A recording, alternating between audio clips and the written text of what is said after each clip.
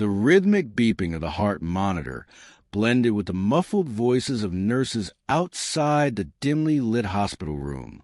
The sterile scent of antiseptic hung in the air, mingling with the delicate floral fragrance of bouquet of daisies resting on the bedside table. A gift from Emily Bieberly's parents, who had left an hour ago after ensuring she was comfortable. Emily lay still, her body heavy with exhaustion, yet her mind refused to rest. The past few days had been a whirlwind of unease, uncertainty, and growing fear. It had started subtly, persistent fatigue, nothing out of the ordinary for a mother of 2 small children. Then came the nausea, the discomfort in her right side, the bloating that never subsided. She had brushed it off, attributing it to stress, poor diet, or dehydration. She had not been prepared for the grim expression on the doctor's face, the hushed conversation, the urgent recommendation for further tests. Each moment had chipped away at her composure. And then came the diagnosis: fatty liver disease. She had sat there, absorbing the words, nodding at the doctor's reassurances that it was not immediately life-threatening. But all she could think about were her children. If something happened to her, who would care for them? How had she let her health deteriorate without noticing? Now, confined to a hospital bed, and 4 drip fastened her arm, her body felt alien, betraying her. She exhaled slowly, staring at the ceiling, trying to push away the helplessness creeping in. She should have been at home, cooking dinner, playing with her kids, complaining about the mess. Not here, not like this. Beside her, Kobe Blaze had hunched over in the stiff plastic chair, his fingers interlocked so tightly his knuckles turned white. His usually lively presence was dimmed by the weight of worry. His deep brown eyes, always filled with warmth and determination, were now shadowed with something unfamiliar: fear. Emily turned her head slightly, feeling the heaviness in the air between them. Even in her weakened state, she could sense how much this was affecting him. He had barely left her side, insisting on staying, unwilling to relax until he knew she was okay. She reached for his hand, her fingers trembling slightly. He looked up, his expression softening at her touch. "I'm okay," she whispered, though she wasn't sure if she was trying to reassure him or herself. Kobe let out a deep breath, bringing her hand to his lips. "You will be," he said firmly, as if saying it could make it true.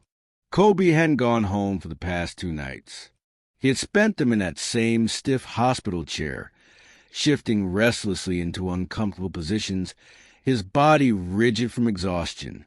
The dark circles under his eyes told a story of sleepless nights, and his unkempt appearance only deepened the sorrow in Emily's heart. Seeing him like this, so visibly unhappy, pained her more than the diagnosis itself. "Kobe," she called softly, her voice husky from lack of rest. Immediately he straightened, as if the mere sound of her voice commanded his attention. His anxious eyes met hers, softening momentarily before that persistent worry returned. "Emily, do you need anything? Water? Should I call the nurse?" His voice carried a desperate eagerness, as though he was grasping for something. Anything. To make himself useful. She shook her head weakly, but managed a small smile. "No, honey, I'm okay." She paused, her gaze lingering on his face. "But you look worse than I do."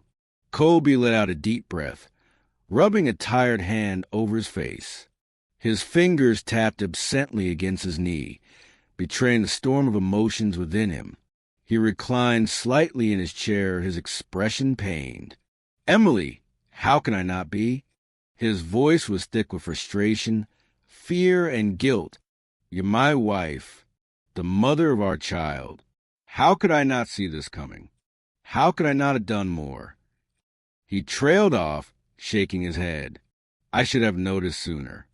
Maybe if I had pushed us to take more walks, encouraged healthier meals, this wouldn't have happened. A weak chuckle escaped Emily's lips. She reached out, giving his hand a reassuring squeeze. Babe, stop blaming yourself. It's just a fatty liver issue, not the end of the world.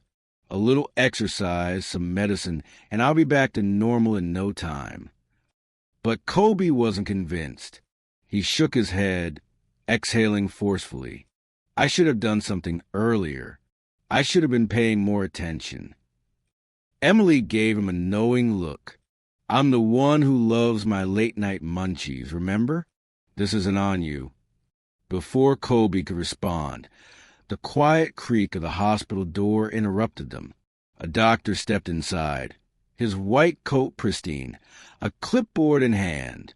The middle-aged man's expression was unreadable, but his presence alone sent a fresh wave of tension through the room.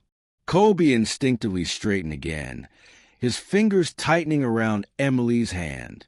She squeezed back, offering silent reassurance, but her own heart pounded with uncertainty.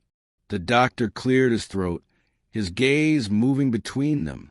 Mr. and Mrs. Thompson, he began, his tone professional yet gentle. Let's discuss the results. And in that moment, silver streaks air in the room felt heavier than ever. The doctor exuded a quiet wisdom.